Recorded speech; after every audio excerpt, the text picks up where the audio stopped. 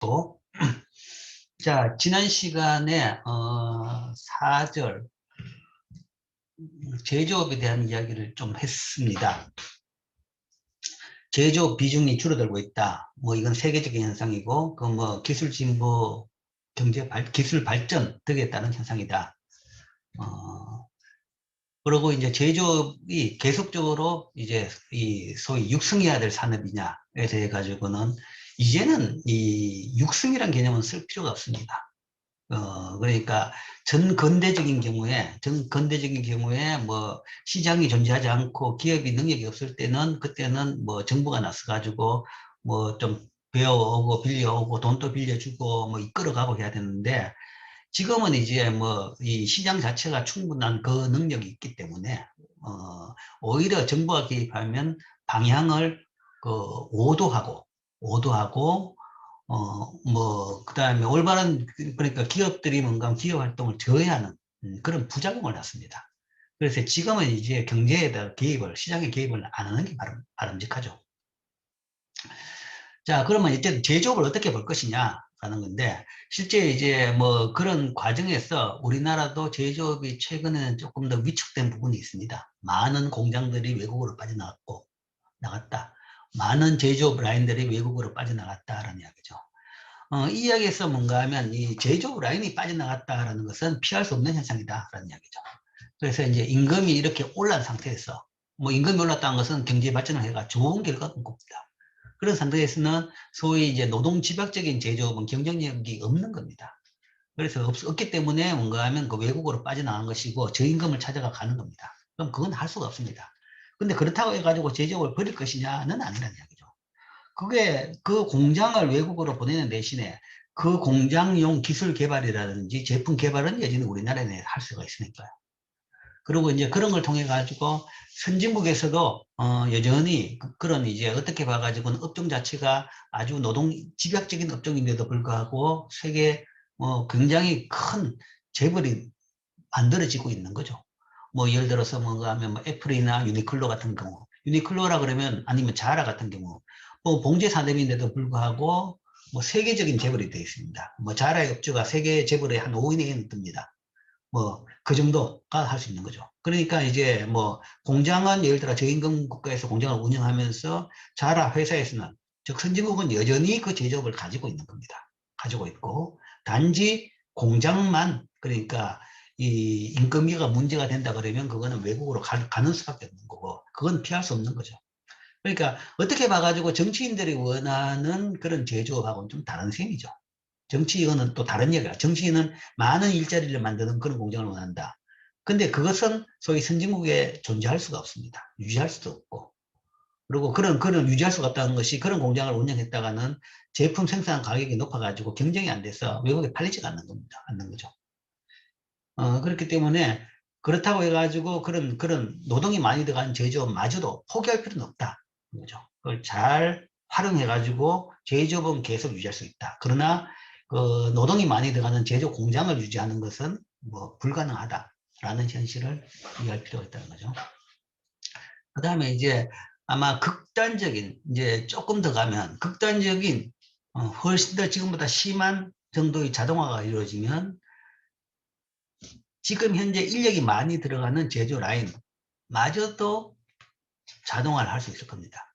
그렇게 된다 그러면 그런 공장이 다시 들어올 수도 있는 거죠. 그게 이제 아디다스 예로 보여준 겁니다. 신발 공장마저도 다시 선진국으로 되돌아올 수 있는 겁니다. 물론 이제 그건 특별한 예였지만 맞춤형 신발이었다는 그러니까 고부가가치 뭐 좀 비싼 신발이었기 때문에 가능하지만 그러나 이게 결국은 기술과 그 다음에 투자의 문제입니다. 투자 비용이 더 낮다 그러면 결국은 뭔가 범용 신발마저도 그 공장이 자동화된 공장이 선진국으로 다시 되돌아갈 수 있는 거죠. 그러니까 인건비와 결국은 자본의 비용 경쟁인 겁니다. 자본의 비용, 투자의 비용은 갈수록 더 낮아집니다. 더 낮아지는 것은 돈이 많아서 이자율이 낮은 것도 있었지만 기술이 발전하게 되면 훨씬 더 적은 돈의 투자로 그 일을 할 수가 있게 되는 겁니다. 그렇게 되면 결국은 뭐 다시 제조업이 올 수도 있는 거죠. 결국은 누가 그거를 잘 해내느냐, 잘 해내는 기업이, 먼저 그걸 해내는 기업이 뭐 선두가 되는 겁니다. 선두가 되고 뭔가 하면 산업의 방향을 이끌어 나간다라고 할 수 있죠. 자, 그게 제조업의, 뭐 우리나라 제조업의 현재와 미래입니다. 자, 다음으로는 여기서는 이제 5절에서는 소득 분포와 중산층에 대해서 한번 보겠습니다. 뭐 1인당 국민소득, 그 다음에 이제 그거 이야기를 하다 보니까 뭐 실제 이제 그 값보다는 한 절반 정도만 생각해라 라고 이야기했죠. 그래서 소득 수준에 대한 이야기입니다. 그러다 보니까 소득 수준에 대해서 사람들이 관심이 많죠. 내가 얼마나 우리나라에서 몇 등 하느냐. 등수를 매기지 말라 그러는데도 사람들은 내 등수는 관심이 있습니다. 다른 나라 또 등수는 관심은 있죠. 그래서 혹시나 이제 이 값을 보여줬습니다. 근데 이제 이게 워낙 민감한 데이터이기 때문에 이 데이터가 잘 안 나옵니다. 소득 분포에 대한 데이터. 뭐 누가 얼마나 부자냐 알 수가 없죠. 알 수가 없는데 직접적으로 정확하게 알 수는 없지만 그래도 가장 그 데이터를 많이 가지고 있는 데가 어디냐 그러면 국세청입니다. 국세청은 세금을 매기는 거죠. 세금을 매기는 당국이기 때문에 국세청에다가 사람들이 소득을 신고를 해야 됩니다. 재산은 사실은 알 수가 없어요. 재산은 다 파악하기가 쉽지 않지만 최소한 소득은, 모든 소득은 다 국세청에 신고해야 됩니다. 신고 안 하면 벌금입니다. 벌금이고, 그 다음에 물론 이제 그런 이제 숨바꼭질을 하죠. 숨기려고 노력하고 국세청은 잡으려고 노력하고 이제 그게 계속되는 겁니다. 어쨌든 국세청이 제일 많은 우리나라 전 국민의 매해 데이터를 가지고 있습니다. 원래 누가 소득이 얼마였는지 딱 나옵니다. 그래서 그 가지고 등수를 딱 매겨가 발표해주면 좋겠는데 그거 매겨서 발표했다가는 그 뒷감당이 안 되죠. 그 개인적인 정보 문제 등등. 그래서 이제 연구하는 사람들 입장에서는 이제 그런 걸 좀 보고 싶어 합니다. 그 가지고 또 연구도 하고 싶어 하는데 그래서 연구 목적으로는 소위 이제 그 개인 식별 그 부분을 떼고 이제 그걸 뭐 제공을 하긴 합니다. 그것도 제공은 하지만 쓰는 것은 굉장히 제한적으로 남한테 그 유출 안 되도록 쓸 수만 이렇게 해줍니다. 그래서 이제 그런 수요가 있기 때문에 이제 국세청에서 발표하는 것은 이제 최소한 수준만 발표합니다. 그러니까 10분위는 발표합니다. 10분위. 우리나라, 그러니까, 국세청도 물론 이제 우리나라 5천만 전 인구에 대해서는 알 수가 없죠. 국세청에 신고하는 사람에 대해서만 알 수 있습니다.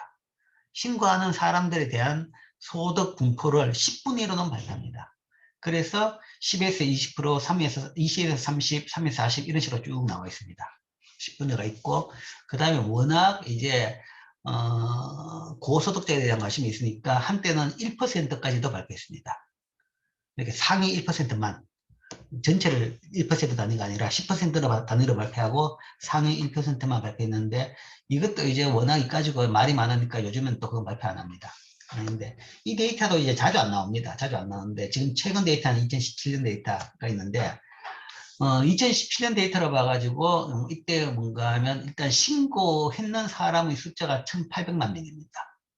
1,800만 명이고 그 1,800만 명의 신고된 평균 소득이 3,382만 원입니다. 1인당 평균 소득이 3,380만 원이다. 그러니까 국민소득이 GDP가 뭔가 하면 3만 불 그러면 거의 3천만 원, 그래 한 1,500만 원 정도로 맞죠. 그죠? 1,500만 원, 1,600만 원 정도. 1인당 소득은 한 1,600일 것이다. 라고 했는데, 연평균 소득은 3,380만 원이다. 이게 왜 이렇게 많냐라는 거죠. 자, 여기 이제 두 가지가 있습니다. 두 가지가 있는데, 이거는 왜냐 그러면 1,800만 명이기 때문에 그렇습니다. 신고 안 하는 사람은 0입니다. 0이기 때문에 신고 안 하고 있었다 그러면 신고 안 하면 문제가 됩니다. 물론 아주 낮은 경우에는 뭐 물론 법적으로 이제 벌금을 안 매기지만 대부분 경우에는 신고 안 하는 사람은 거의 소득이 없다라는 거죠. 그렇다 그러면 결국은 1,800만 명의 이동, 평균 이동 가지고 뭔가 하면 5천만 명이 나누어 가진다 하는 거죠. 그렇기 때문에 이때 봐가 이 숫자로 봐가 이른다 그러면 많은 큰 값이다 라고 생각하겠지만 이게 뭔가 하면 나머지 이 가지고 나머지 3천만 명 이상 사람들이 나눠 가진다고 생각하면 뭐 이게 아까 이야기하던 그 값 수준 1,500, 1,600 정도 수준하고 비슷한 값이 되죠. 그죠? 절반 이하가 되니까. 그래서 이 정도 값이다. 어쨌든 1800만 명의 평균은 3382만입니다. 그러면 이제 이 값은 어떻게 봐야 되냐 그러면 전체 우리나라 전체의 평균이 아니라 소위 근로소득자의 평균이라는 거죠. 근로소득자가 1800만 명이다. 일해서 월급을 받는 사람이 1800만 명이다. 그 사람들의 평균이 3382만 명이다. 그러니까 내가 한 이 정도 되면 평균이다 라고 생각할 수가 있겠죠.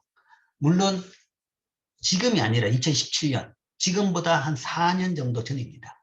지금은 그보다 훨씬 더 되겠죠. 거의 한 4천만 원 되는지 모르겠습니다. 자, 그런데 그렇다 그러면 이게 굉장히 높다라고 볼 수 있죠. 왜냐하면 여러분들 대학교 졸업하면 대졸 초임이 보통 한 2천이 채 안 됩니다. 2천. 물론 이제 뭐 이 시내 직장에 간 사람들은 뭐 초임이 5천 정도 되는 데도 있긴 있지만 뭐 공기업이나 아니면 잘 나가는 IT 업종 갔다면 연봉이 5천 되는 데도 있습니다만은 보통 대학생들이 일반적인 대학생들이 졸업하고 나가지고는 처음에 초임이 천이 채 안 된다, 2천이 채 안 된다라는 이야기죠.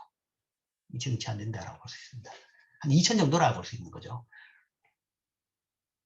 그러면 이제 이게 굉장히 많죠. 그러면 이 평균에 비해서 절반 정도다라는 거죠. 그럼 이 평균이 되게 높다? 이게 왜 이렇게 높냐라고 하는데 이제 이게 하나의 문제입니다. 평균 소득이라는 개념의 문제입니다. 평균이라는 것은 소득 분포에서는 평균은 굉장히 과대평가됩니다. 자, 평균이 뭐냐? 그거는 전체에서 평균인데, 그럼 평균이 딱 중간에 있는 사람이냐? 사람 전체 순서 중에서 중간이냐? 그러면 그게 아니란 이야기죠. 아닌 게, 아닌 게 이걸로 알 수 있습니다. 중위소득이라는 개념이 있어요. 중위소득. 중위소득을 해보면 2,500입니다. 중위소득이라는 것은 이 1,800만 명을 줄을 딱 세워가지고 딱 중간에 있는 900만 명째 되는 사람의 소득을 본 겁니다. 순서대로 딱 봐가지고 딱 중간을 보면 2,500만 원이죠. 2,570만 원. 인데 평균은 3,382만이다. 그럼 왜 이런 격차가 나느냐 그러면 소위 고소득자가 굉장히 높기 때문에 고소득자가 굉장히 높으면 전체 평균 몇 명 안 되는 고소득자가 전체 평균을 확 꼬리됩니다. 그러니까 소득 분포는 왼쪽은 0이죠. 왼쪽은 0인데 오른쪽은 끝이 없습니다. X로 봐가. 뭐 연봉이 뭔가 하면 뭐 억대만 해도 대단하지만 뭐 100억대도 있습니다. 10억대는 상당히 많고 100억대도 있습니다. 이제 그런 사람들이 숫자는 얼마 안 되지만 뭐 전체에서 뭔가 0.1%도 안 됩니다. 0.1%라는 것은 뭔가 하면 거의 10,000명도 안 되지만 1, 2만 명도 안 되지만 그 사람들이 평균을 확 올리버리는 거죠. 그렇기 때문에 평균으로 보면 이렇게 높다라는 것이고 그냥 중간 정도다. 이 값을 보는 것을 전체 사람들 중에서 중간 정도로 본다고 하면 이게 더 맞은 값입니다. 그래서 중치 정도라 그러면 이 정도다. 뭐 2,570이다. 그러면 이제 대학교 졸업하고 뭔가 하면 몇 년 정도, 한 5년, 10년 정도 일하면 이 정도는 받습니다. 이 정도는 받게 된다는 거죠. 그게 이제 평균이구나, 라고 할 수 있죠. 근데 평균이 아니라 중간이다, 라는 거죠. 그러니까 소득 분포는 중간이 평균이 아니기 때문에, 평균이 중간값이 아니기 때문에 이제 이런 이 부가적인 지표를 씁니다. 이건 우리나라뿐만 아니라 전 세계적으로 소득 분포에 대해서는 평균값을 사용하지 않고 중위값을 사용합니다.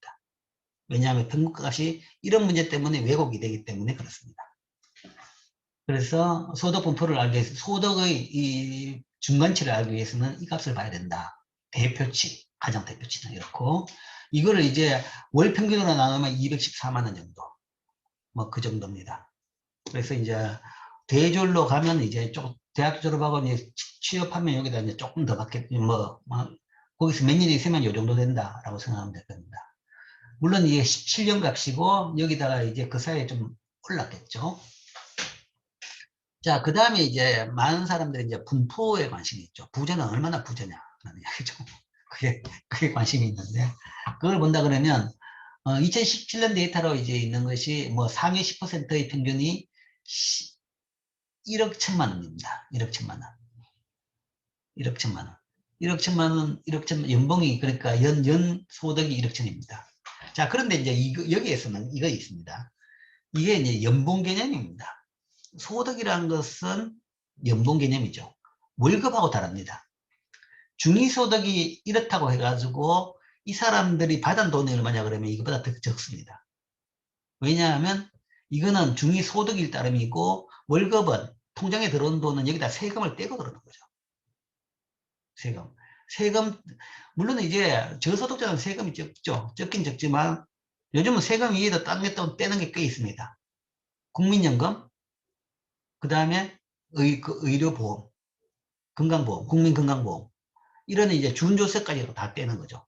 이 준조세는 뭐 세금은 아마 여러분들이 대졸 처음 들어가지고 월급 받으면 세금은 거의 0입니다. 조금 떼더라도 연말정산에 다 돌려주지만, 그러나 국민연금과 그 다음에 건강보험은 이거는 낼만큼 다 내야 됩니다. 뭐 낮은 소득이기 때문에 적게 내지만 다 냅니다. 그러니까 그런 걸 떼고 나가지고는 이거는 받는 소득이 아니라 기업 입장에서 주는 소득입니다. 주는 소득이고, 그 다음에 그거는 이제 위로 갈수록 더 많아집니다. 연봉이 1억이 넘는다 그러면 한 3, 40%는 세금으로 나갑니다. 그러니까 네트로 내가 뭔가 1억 받으려고 그러면 한 1억 5천, 1억 7, 8천은 받아야지 내가 이제 그 세후 소득으로 한 1억 정도 받게 되는 겁니다. 그러니까 이거는 그게 아니라 뭔가 하면 세전으로 봐가지고 10% 상위 10%의 평균이 1억 천, 그 다음 10%는 10에서 20%는 6천, 그 다음은 4천, 3천, 뭐 2,800, 2,200. 자, 요 사이가 2,003, 2,800 사이가 2,500, 600 정도 되죠. 그러니까 요게 중위소득 여기 있습니다. 그러니까 이 값을 여기 안 나타내더라도 요 사이 값을 통해 가지고 대략 추측을 할 수 있는 거죠. 자, 그게 이제 소득 분포입니다. 소득 분포고, 하위 10%는 평균 연소득이 243, 그 다음 10%는 800만 원, 뭐 이런 경우죠.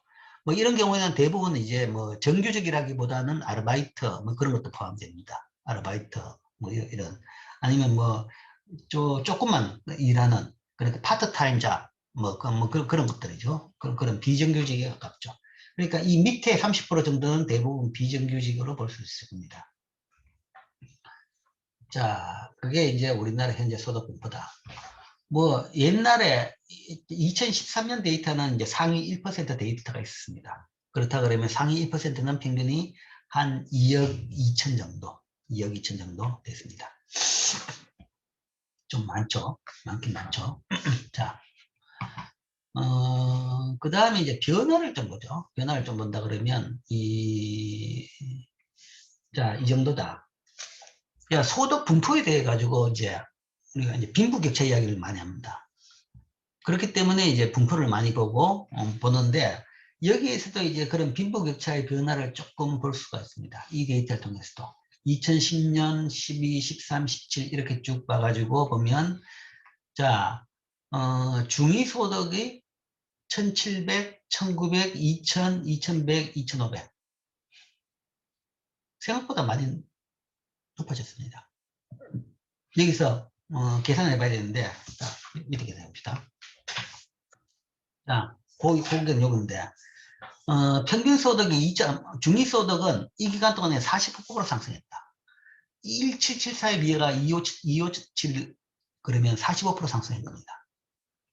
그리고 평균을 보면 26, 27, 29, 30, 338 보면 이거는 이 기간에 보면 2010년 대비 17년 30% 상승했습니다. 30% 상승했다는 것은 이 기간 동안에 물가가 13% 올랐습니다. 그러면 물가 상승을 빼야 되는 거죠. 빼고 나면 한 17% 정도 되고 6년으로 나누면 연평균 2.5% 물가 소득이 올랐다. 그러니까 소득이 연평균 2.5% 올랐다. 경제 성장률보다 더 많이 오른 겁니다. 그러니까 소득이 꽤 오르고 있구나라는 걸 알 수 있죠. 알 수 있고. 그 다음에 중위소득을 보면 아까 보면 이 기간 동안에 더 많이 올랐습니다. 45%. 평균은 30%인데 중위소득은 더 많이 올랐습니다.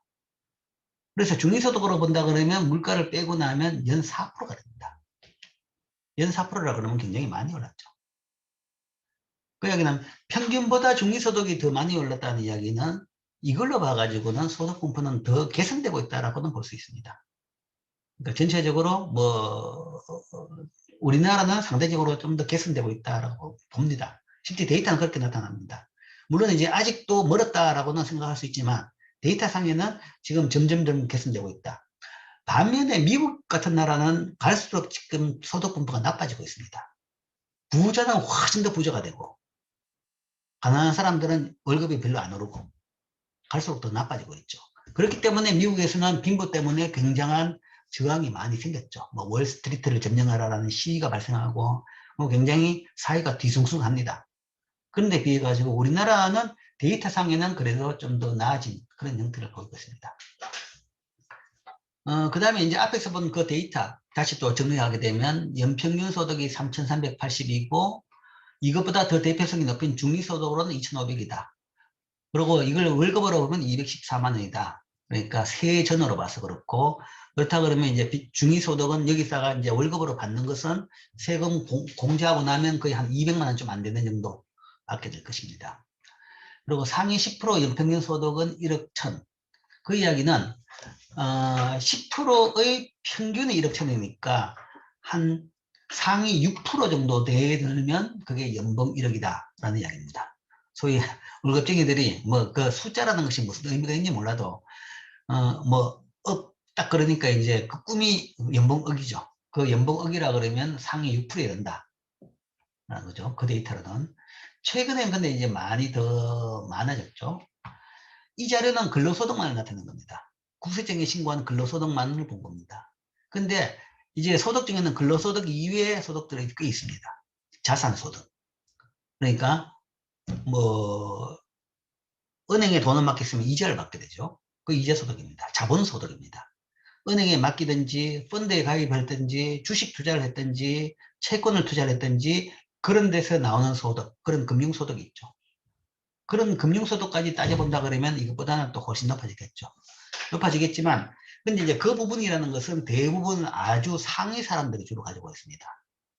그런 금융자산을 가지고 있는 사람은 대부분 그 상위죠. 그러니까 상위는 그걸 지금 현재 이제 상위에서 아직 소득 분포에서 뭔가 하면 다른 부분을 본다 그러면 근로소득에서는 사실은 격차는 좀 줄어든다. 좀 개선된다라는데 자본소득에서는 오히려 격차가 더 늘어날 가능성이 클 겁니다. 부자가 더 부자가 되는 것이 주로 뭔가 하면 자본소득에서 발생하는 거죠. 그렇기 때문에 이제 그걸 또 고려한다 그러면 조금 다른 부분이 되겠죠. 물론 이제 이 자산소득을 고려한다 그러면 상위 10% 연평균소득은 이것보다 훨씬 높은 값이 될 수는 있을 겁니다. 소득 변화를 이해했고, 그 다음에 이 설명에서 이제 중요한 포인트가 왜 중위소득이라는 개념이 등장했느냐라는 거죠. 소득 데이터는 평균소득이 뭔가 하면 좀 왜곡을 하기 때문에 실제 중간값을 보이기 위해서는 진짜 중간값, 그냥 숫자로 n으로 나눈 것이 아니라 순서를 매겨서 중간값을 봐야 된다. 그래서 중위소득이 등장했다. 라는 이야기입니다. 라는 이야기고, 연평균 소득 3천, 1인당 GDP 3천, 개인 소득 1,500만 원과의 관계. 자, 그게 이제 관계라는 것이 중위소득이 이렇게 되더라도 이게 이것도 따져본다 그러면 뭐 그러니까 평균소득을 가지고 이건 봐야 되겠죠. 평균으로 봐야 되는데 평균에 이래 된 것은 이제 전체 5천만 원이 아니라 2천만 원 안 되는 사람에 대한 이야기고 이걸 5천만 원에 대해 가지고 나누려 그러면 이거는 이제 뭐 거의 1인당 한 1,500 정도, 1,500, 1,600 정도밖에 안 되는 거다. 그래서 이제 개인소득 그다음 하고 관계고 그 다음에 이 3천이 아니라 뭐 그런 차원에서 이것도 1,500으로 봐야 되고 개인소득 1,500하고 비슷하고 그 다음에 1인당 GDP가 3천이지만 이것도 한 절반 정도만 봐야 된다. 그래서 그거하고 이제 같이 숫자를 그런 식으로 대비를 해야 된다 하는 얘기죠. 그러니까 숫자마다 성격이 좀 다르기 때문에 숫자의 내용을 잘 알고 그걸 활용을 한다든지 그거 가지고 판단을 해야 되는 겁니다. 자, 여기서 이제 데이터를 통해 가지고 잠시 우리나라 소득 분포에 대해서 대한 이야기를 조금 해봤고, 그 다음 관련돼 가지고 중산층에 대한 이야기를 한번 할 예정입니다. 중산층. 자, 우리가 이제 중산층 이야기를 많이 합니다. 자, 소득 분포를 이야기하고, 그 다음에 중산층. 다들 이제 중산층이 돼야 된다라는 생각합니다. 중산층. 그게 뭔가 뭐랄까 어느 정도 살면서도 그 다음에 사회에 가장 중추적인 역할을 하는 것이다 라는 생각을 하는 거죠. 그래서 이제 재미있는 그 스터디가 있는데 서웨이를 해봤는데 사람들한테 이제 설문조사를 해봤는데 1995년 정도의 사람들한테 당신은 중산층입니까? 라고 서베이를 해보니까 사람들의 서베이 대상 사람들의 한 60%, 70%가 그렇습니다 라고 대답했어요. 예, 나는 중산층입니다 라고 대답했어요. 그런데 최근에 97년 금융위기가 나고 난 뒤에 2000년대 들어가가지고 뭐 최근도 마찬가지입니다. 최근에 여러분한테 이제 그 사람들한테 중산층입니까? 라고 물어보면 예, 내가 중산층입니다 라고 대답한 사람이 10%가 안 돼요. 왜 사람이 갑자기 바뀌었냐? 아니면 이게 왜 그런 일이 생겼냐는 거죠. 그 제일 큰 이유는 중산층에 대해 가지고 사람들이 잘못 이해하고 있기 때문에 그렇습니다. 자, 중산층이라는 개념이 언제 나왔느냐라고 하면 역사적으로 본다 그러면 이건 영어로 이야기하면 미들 클래스입니다. 미들 클래스. 미들 클래스고 정확하게 번역하려고 그러면 중간 계층입니다. 우리나라에서 물론 이제 우리가 쓰는 영어, 그런 사회과학적인 영어는 대부분 일본이 번역합니다. 일본이 옛날에 다 먼저 번역했죠. 번역해가지고 그 한자어를 우리말로 그냥 써가지고 쓰고 있는 거죠. 아시아권에서 쓰고 있는 대부분의 그 외국 말의 번역은 이제 주로 일본을 통해 들었는데 그때 이제 번역을 하면서 중간층이 아니라 중산층으로 번역을 했습니다. 번역을 했는데 산자가 들어간 이유가 사실은 이 막시스트주의적인 그런 색채가 좀 들어가서 산자가 들어갔겠죠. 들어갔는데 이제 이게 사실은 이제 오해를 일으키는 가장 근본적인 문제입니다. 그 옛날에 미들 클래스는 어떻게 나왔냐 그러면 막시스트들은 칼막스, 공산당 이론을 만든 칼막스, 공산주의 이론을 만든 칼막스, 뭐 레닌 이런 사람들이죠. 막스의 자본론에 이런 이야기가 나옵니다. 여기 보면 이 사람들이 먼저 미들 클래스라는 정의를 했는데 이건 어떤 사람을 지칭했냐 그러면 중소상공업자, 자영업자, 장인 등을 중산층으로 봤습니다. 미들 클래스. 중소상공업자, 자영농민, 장인. 이게 미들 클래스고 또 다른 용어로는 뿌띠부르주아, 소시민으로 번역했습니다. 왜냐하면 이 막시스트의 기본적인 사회에 대한 이 생각은 그 두 계층입니다. 사회는 계층으로 클래스로 나눠졌는데 자본가와 노동, 자본을 가진 자본가와 자본이 없는 노동, 자본에 종속돼서 노동하는 노동자 이 두 개 계층만밖에 없다라고 한 겁니다.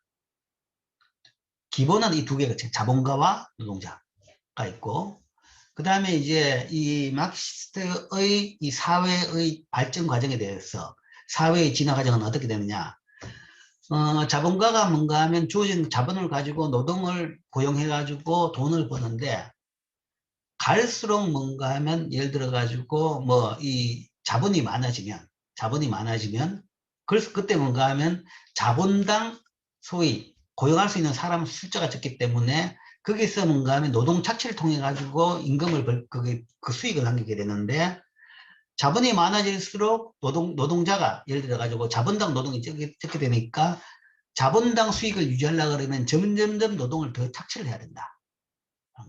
점점점 노동을 더 착취하게 된다. 그래서 더 착취하다 보면 결국은 근로 노동자들은 더 이상 참지를 못하고 결국은 이 붕괴해가지고 봉기를 해가지고 자본가를 타도할 것이다. 그래서 프롤레타리아 혁명이 일어나가지고 자본주의를 망가뜨릴 수 있다라는 것이 이제 이 막시스트 경제학적인 스토리입니다. 그래서 그 스토리에 가장 주안되는 두 계층이 자본과 노동입니다. 그런데 이제 그렇게 정의하고 나니까 좀 애매한 게 자본가도 아니고 노동자도 아닌 그런 계층이 있어요.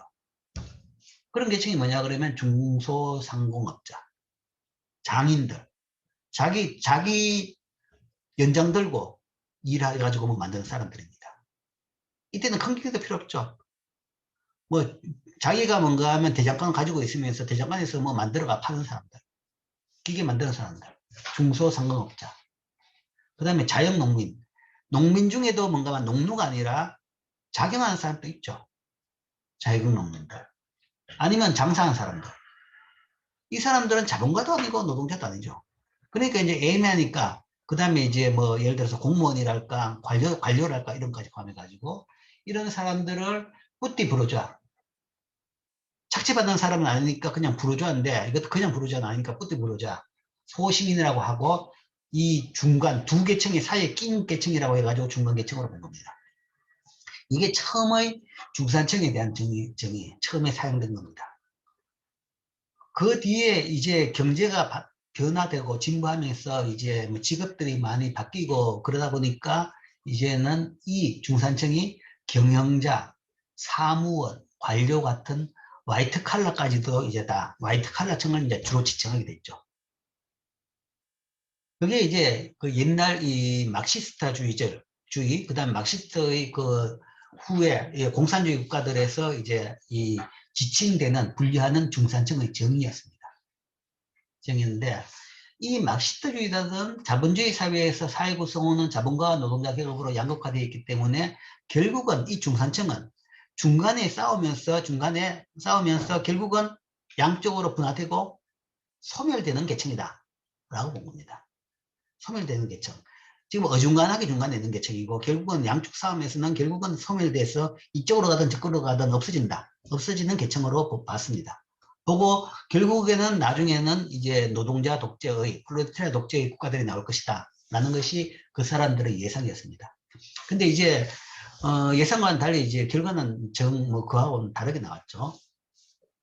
뭐 일단 뭔가 하면 이 자본주의가 전혀 발전하지 않는 시장이 발전하지 않는 이 러시아에서 공산주의가 나왔고, 러시아나 중국이나 뭐 그런 나라에서 나왔고, 그 다음에 이제 자본주의가 발전하면 발전할수록 더 발전했지, 오히려 그런 식으로 나가지 않았고, 그 다음에 오히려 경제가 성장하면서 착취는 줄어들었습니다. 근로환경은 더 좋아졌고. 그러면서 이제 이 예상하고는 다른 결과가 나왔고, 결국은 그러다가 이제 공산주의가 망해버렸죠. 망해버려가지고, 소련이 망하고, 이제 러시아가 된 겁니다. 러시아가 돼가지고 이제는 소련도 소위 계획경제, 공산주의적 계획경제를 포기하고 지금 시장경제로 갔습니다. 중국도 이제 소위 시장경제를 가지고 뭐 대통주의로 계속 가다가 이제 안 되니까 예, 결국은 이제 뭐 지금은 이제 완전히 우리나라보다 더한 시장경제라고 이야기하죠. 시장경제로 가버렸습니다. 그래서 정치 체제는 여전히 공산당 독재를 유지하고 있지만 경제 체제는 옛날식의 공산주의를 포기하고 뭐 시장 경제로 갔습니다. 그러니까 현재 이런 막스주의의 생각의 시장주의는 다 없어진 거죠. 자, 그러면 막스가 뭘 잘못 생각했느냐 그러면 이 인간의 창의적인 기술 발전 능력을 강구한 겁니다. 창의적인 기술 발전 능력. 그 다음에 인간의 뭔가 하면 소위 사회에 따라 가지고 적응해가지고 사회 체제를 바꿀 수 있는 능력을 강구한 거죠. 뭐 심하면 뭔가 하면 다시 뭔가 하면 견딜 수 있는 걸로 바꾸는 겁니다. 체제를 바꾸는 거고. 그 다음에 자본이 늘어나면 늘어날수록 뭔가 하면 결국은 이게 구체적인 경제적인 이론인데 이윤율 경쟁력 저하라고 이야기했습니다.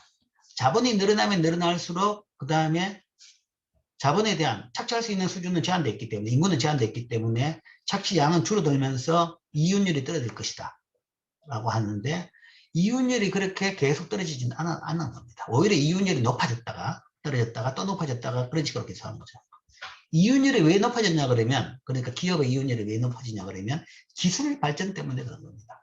기술 발전.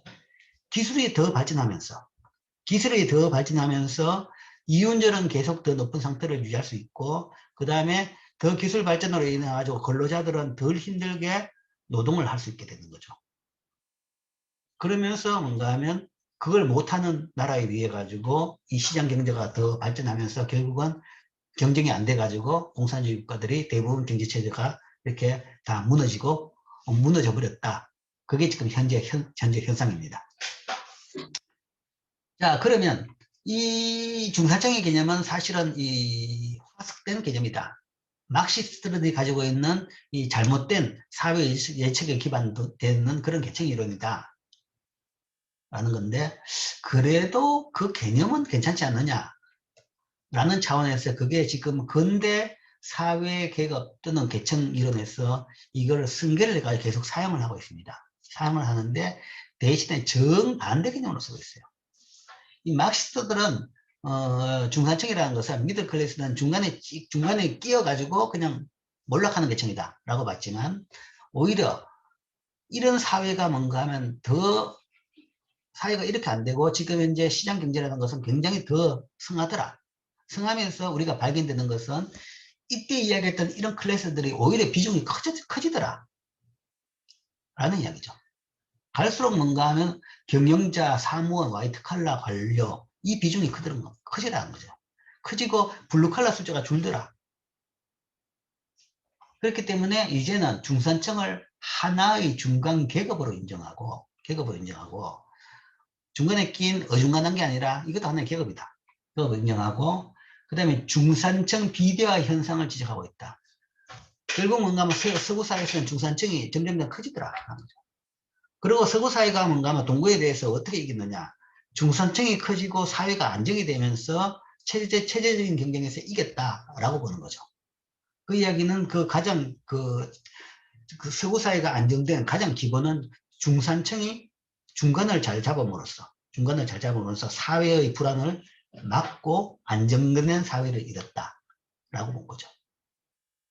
그래서 이때 막시스트의 중산층의 정의와 현대적인 중산층 정의는 다릅니다. 막시스트는 중산층은 어떻게 봐서는 악으로 정의한 거죠. 안 좋은 거고. 그러나 근대적으로 봐가지고는 요즘에는 중산층은 다 뭐 괜찮은 좋은 것이다. 좋은 어떤 계층이다. 그리고 사회를 안정시키는 중심 역할을 하는 계층이다. 라고 지금은 보고 있습니다. 자, 이게 중산층의 개념입니다. 즉, 중요한 포인트는 중산층이 사회 중간에서 사회를 안정시키는 중간 계층이다. 너무 부자도 아니고, 그 다음에 너무 가난하지도 않고 중간에 있으면서 안정시키는 거다. 그런데 이제 이게 돈으로 분류되는 건 아니라는 거죠. 소득 수준으로 분류되는 건 아니라는 이야기죠. 자, 여기서 이제 문제가 있는데, 우리나라에서의 지금 중산층에 대한 이해가 잘못된 제일 큰 이유는 너무 돈으로 분류한다. 현재 우리나라의 중산층은 우리나라에서는 중산층을 계급으로 보기보다는 소득이나 재산 수준으로 정의하고 있다는 거죠. 예, 시작이 좀 잘못됐는데 일단 용어 번역도 좀 잘못했고 그 다음에 국가에서 중산층을 정의를 해버렸습니다. 1990년대 경제개혁은 현재 기획재정부의 뭐 일부인데 그 정신이었는데 여기에서 중산층을 기준으로 소득이 최저생계에 비해 2.5배가 넘고 자가 또는 독채 전세의 주택을 가지고 있으며 안정된 직업이 있고 고졸 이상의 학력을 가진 사람이다 라고 정의했습니다. 그리고 이런 사람들이 가능한 많아지는 사회를 만들어 나가겠다, 이끌어 나가겠다 라는 이제 정책 방향을 잡았던 거죠. 뭐 이것도 소위 이제 후진국적인 정책입니다. 뭐 이런 식으로 정의를 해가지고 이렇게 국가가 끌어나가겠다는 것이 이제 옛날 사회주의 국가나 아니면 후진국들이 하는 거죠. 하는 건데, 뭐 90년대까지만 해도 아직도 우리나라 후진국이기 때문에 이런 정책을 했던 겁니다. 그런데 이때 하면 이렇게 해놓으니까 사람들이 이 생각이 머리에 딱 박혀버리는 거죠. 자, 이 정도가 돼야 중산층이다. 하는 거죠. 그러면 정부가 이렇게 정의했다 그러면 사실 사람들의 정의는 이 정부 정의보다 좀 더 강하게 되어버리는 겁니다. 강하게 돼가지고 이제 문제인데, 나중에 이제 서베이를 보고 있습니다. 근데 이 정의의 제일 큰 문제는 뭐냐?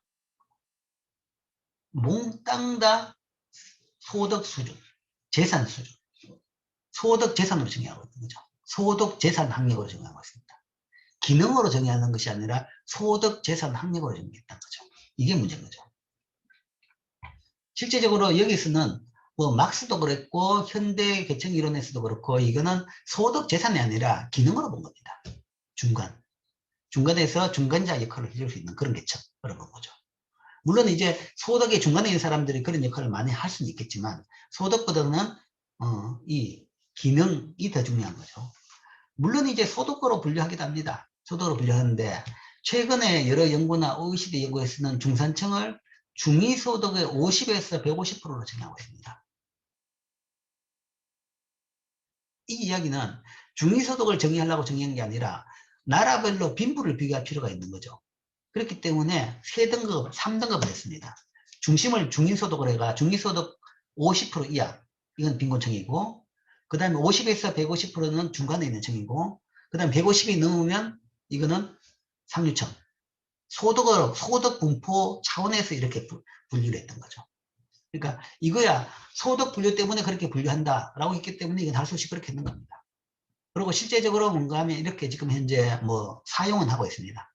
사용, 구체적으로 나라의 데이터를 비교한다 그러면 딱 요 기준으로 쓰고 있습니다. 그런데 이제 이렇게 기준을 한다 그러면 대부분 3분의 1씩 됩니다. 3분의 1. 50%가 절반 3분의 1. 이게 3분의 1, 2위가 3분의 1 정도 될 겁니다. 그런데 불구하고 이 기준을 따른다 그러면 사람들한테 서베이에 보면 언제나 우리나라 60%가 중산층이라고 그러고 지금은 10%가 중산층이라고 그러고 그런 거죠. 그럼 뭔가 잘못되어 있다는 거죠. 지금 왜 사람들이 10%가 옛날에는 뭔가 하면 한때 60%는 많은 사람들이 내가 이렇게 될 것이다 라고 생각했기 때문에 이렇게 안 된 사람도 내가 곧 이렇게 될 것이다 라고 해가지고 내가 중산층이라고 생각하는 것이고, 그 다음에 최근에는 많은 사람들이 야 이렇게 가는 게 힘들 것이다 라고 생각하니까 나는 중산층이 안 된다, 아니다, 빈곤층이다 라고 나를 생각하는 사람들이 훨씬 많은 겁니다. 맞는데, 자 그러면 이거 어떻게 봐야 되느냐, 중산층을 어떻게 봐야 되냐, 기능적으로 보느냐 소득으로 보느냐에 대해 가지고 다른 나라 예를 봅시다. 뭐 일부 선진국 국가들을 한번 보면 이런 식으로 번역을 해요. 중산층, 미들 클래스가 뭐냐, 이거는 이 학술적으로 정의된 것도 아니고 OECD에서는 그냥 데이터 분류상 그렇게 이야기했고, 중산층에 대해서는 학술적인 정의가 있는 것이 아니라 어떤 뭐 기관이 정의한 것도 없습니다. 없기 때문에 나라별로 나름대로 판단하는데 대부분의 선진국에서는 기능적으로 보고 있습니다. 기능적으로 보고 있으면서 중산층은 어떤 층이냐, 프랑스에서는 이제 뭐 대표적으로 드는 것이 이겁니다. 그 옛날 퐁피두 대통령이 자기 책에서 삶의 질에서 질 좋은 삶을 살자라는 차원이죠. 거기서 보면 중산층, 자, 이 정도는 돼야 된다. 외국어 하나 정도는 할 수 있어야 되고, 직접 즐기는 스포츠가 있어야 되고, 그 다음에 다룰 줄 아는 악기 하나는 있어야 되고, 근사하게 대접할 수 있는 요리실력. 손님이 왔을 때 뭐 그래도 뭘 하나 만들어내 가지고 대접해 줄 수 있는 그런 정도의 실력은 있어야 되고, 뭐 이 남녀의 구분은 없습니다. 남자도 마찬가지입니다. 이제 우리나라도 이제 그렇게 됐죠. 뭐 이 전근대적으로 여자가 요리하고 남자는 먹는, 이제 그거는 이제 떠났습니다. 그래갖고 서양에서는 대부분 그렇죠. 그러니까 이건 남자든 여자든. 그 다음에 공분에 의연히 참여하고, 그러니까 이 공분에 뭔가 하면 의연히 일어설 수 있고, 그 다음에 약자를 도우며 봉사활동을 꾸준히 하는 정도. 이런 사람이 중산층이라는 거죠. 이런 사람이. 어디 가서 소득이 어느 정도, 재산이 어느 정도 이야기는 한 게 없죠. 학력이 어느 정도 그런 거 없습니다. 이렇게 정했습니다. 이 사람은 이렇게 정했고, 영국에서는 옥스퍼드 대학에 이런 게 있습니다. 옥스퍼드 대학에서 뭔가 하면 소위 그 교육 방침이죠. 우리는 어떤 사람은 어떤 인재를 키워내겠다, 교육시켜내겠다라는 거죠. 물론 이제 옥스퍼드 대학이라 그러면 상당히 뭐 귀족 대학이고 그렇기 때문에 좀 상류층을 키워낸다라는 느낌이 들지만, 어쨌든 이 대학에서 나름대로 지향은 귀족이 아니라 중산층을 지향한다라는 겁니다. 소수가 아니라 다수에 대한 교육기관이기 때문에. 그러면서 중산층이라는 것은 어떻게 정의했냐, 그러니까 우리 학생들은 최소한 이 정도는 돼야 된다라는 것을 페어 플레이를 할 것이라는 거죠. 반칙을 안 하는 페어 플레이를 하고 자신의 주장과 신념을 가진다라는 이야기죠. 그러니까 남 뭐라고 하더라고 해가지고 그렇게 움직이지 말라는 거죠. 어떤 이야기도 뭔가 하면 자기 이야기를 하는 이야기입니다. 남이 어떻게 했던데 그러면서 뭔가 하면 이렇게 해야 된다. 그게 아니라 자기가 뭔가 하면 그걸 다 소화해가지고 자기 나름대로 신념과 주장이 있어야 된다는 거죠. 또 그러기 위해서는 독선적으로 행동해서는 안 된다라는 거죠. 자기 나름대로 그 주장에 대해 가지고 자기 주장이 있는 사람은 독선적이지 않을 수 있습니다. 왜냐하면 자기 주장을 하기 위해 가지고는 뭔가 하면 여러 가지를 다 생각해 보는 거죠. 자기 신념을 가지려고 그러면 나름대로 고민을 해보고 여러 사람 입장을 다 생각해 보고 그 결과 자기 신념이 나오는 겁니다. 사람이 독선이 되는 것은 누구한테 한마디만 잘못 들어가지고 그걸 맹종을 하기 때문에 독선이 되는 거죠. 뭐 일맥상통한 겁니다. 독선적으로 행동하지 말고 약자를 두둔하고 그 다음에 강자에 대해 가지고는 강자의 불의에 대해서는 의연하게 대응하고, 불의, 불평, 불법에 의연히 대처하는 그런 사람이 바로 중산층이다. 그리고 그런 학생들을, 그런 대학생들을, 졸업생들을 만들고 싶다 라는 것이 이제 옥스퍼드 대학이 밝힌 내용입니다. 물론 이건 너무 좋은 대학이고 조금 더 현실적으로 가죠. 미국에서는 공립학교에서 가르치는 중산층 기준입니다. 미국 공립학교는, 미국도 이제 사립은 기족학교들이 많죠. 공립이라 그러면 이제 공교육입니다. 공교육이고 이거는 그냥 일반적인 사람들이 다 교육받을 수 있는 거죠. 그러면 그 기준이라는 것이 훨씬 더 모든 사람들한테 이 접근성이 높는 별나라 이야기가 아니라 분명히 모든 사람들의 이야기일 겁니다. 여기서 이야기하는 중산층, 그러니까 교육의 목적, 방향이란 것은 자신의 주장을 자신의 주장이 떳떳할 것. 떳떳하려 그러면 주장이 있어야 됩니다. 주장이 있어야 되고, 주장을 할 줄 알고, 그 다음에 그걸 자기의 주장을 남한테 잘 표현할 수 있는, 떳떳하게 표현할 수 있어야 된다. 그 다음에 사회적인 약자를 도와야 되고, 사회적인 약자를 계속 실천까지 포함되는 겁니다. 말만 아니라. 실제 도왔느냐, 봉사활동을 예를 들어 일주일에 한 번 했느냐, 라는 이야기죠. 그 다음에 부정과 불법에 저항할 수 있고, 그 다음에 정기적으로 받아보는 비평제가 있어야 된다, 라는 이야기죠. 자, 정기적으로 받아보는 비평제라는 것은 이건 그거죠. 독선적으로 행동하지 말고, 앞에서 이야기한 그런 겁니다. 독선적으로 행동하지 말고 변화를 항상 뭔가 받아들여라는 이야기입니다. 그래야지 주장이 떳떳하고 올바를 수 있다는 이야기죠. 이게 중산층이다 하는 거죠. 그래서 선진국들에서는 이제 중산층을 이렇게 정의를 하고 있습니다. 이렇게 정의를 하고 있는데, 우리나라에서 이제 직장인을 대상으로, 자, 어떤 사람이 중산층입니까? 라고 설문을 해봤습니다. 설문을 해보니까 이제 제일 많이 대표로 나온 것들이 이런 것들이 있습니다. 자, 1번은 부채 없는, 빚 없는 30평 이상 아파트를 가지고 있고, 월급이 500만 원 이상이고, 한 몇 년 됐습니다. 500만 원 이상이고, 2000cc 이상 중량급 자동차를 가지고 있고, 예금액 잔액이 1억 이상이다. 그러니까 이런 것들하고 너무 비교가 되죠. 그러니까 우리나라 중산층은 너무 사람들이 이 재산과 소득 가지고만 생각하고 있는 겁니다. 재산과 소득 가지고 생각하고 있는 거죠. 이게 문제고. 그 다음에 더 큰 문제는, 이게 너무 터무니없다는 이야기입니다. 터무니없다.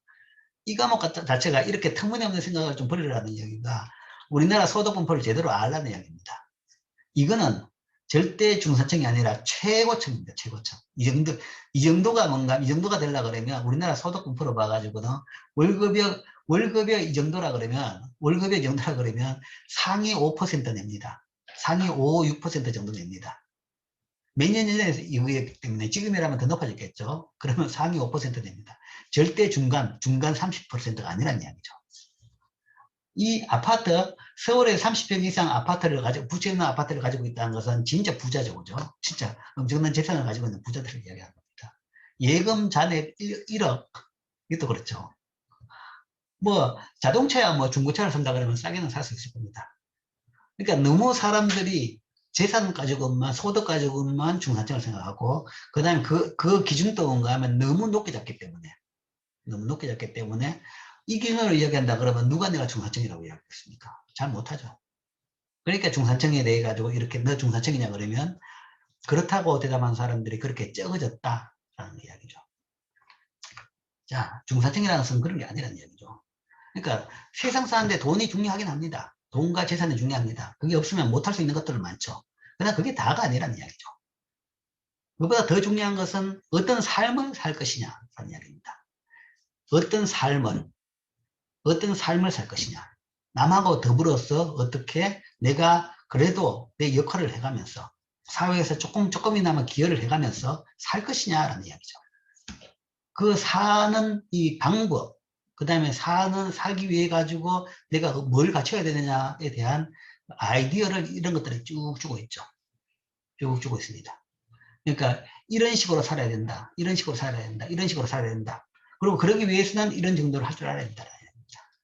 그러니까 좀 개방되어 있고 남들하고 소통을 하고 더불어 살라 그러면 남을 잘 알아야 되는 것이고 남하고 같이 잘 어울릴 수 있는 여러 가지를 가지고 있어야 되는 겁니다. 다양한 취미를 가지고 있고 운동도 하고 음악도 알고 뭐 그러니까 취미 활동도 가지고 있고 그러니까 취업해 가지고 회사만 그냥 내 평생 회사만 여기다 내 올인해 가지고 그렇게 살 수가 있는 게 아닙니다. 회사에서 월급 받으면서 회사 일도 열심히 해야죠. 그러나 그거는 뭔가 하면 주중에, 그러니까 주어진 시간에 하루에 8시간 일을 열심히 하는 것이고, 뭐 조금 잔업을 할 수 있어도. 그 다음에 주말에는 또 나름대로 자기 생활을 가지고 자기가 독립적인 뭔가를 해야 되는 겁니다. 그래야 회사 생활도 훨씬 더 풍요롭게 더 잘할 수가 있고, 그 다음에 회사의 역할뿐만 아니라 회사에서의 이 제한된 역할뿐만 아니라 사회에서의 더 큰 역할을 또 할 수 있습니다. 이웃들하고 같이 살면서 뭔가 하면 이웃들을 도우고 친척들하고 같이 살면서 이 같이 더불어서 갈 수 있는 거죠. 이거는 뭔가 하면 결코 뭔가 하면 사회 중산층이 될 수가 없는 조건입니다. 이렇게 되면 뭔가 하면 대부분 사람하고 격려해가지고 내 혼자만 잘 살겠다는 개념이죠. 그래서 너무 지금 현재 사람들이 잘못 생각하고 있다. 그러니까 이런 생각을 하면 안 되고, 결코 열심히 해가 돈 많이 버는 건 좋습니다. 좋은데, 그건 하는 거고, 그건 뭔가 하면 하나의 그 방향일 따름이고, 뭔가 하면 궁극적으로의 지향점은 이런 것이다라는 것을 생각을 해보랍니다. 중산층을 너무 이상하게 생각하지 말라라는 이야기를 한번 해주고 싶습니다. 자, 그게 이제 우리나라 사람들이 흔히 지금 현재 잘못 생각하고 있는 중산층에 대한 이야기다. 그죠? 뭐가 나을 것인지는 그거는 뭐 여러분들이 다 보고 나가지고 나름대로 판단을 할 수 있을 겁니다.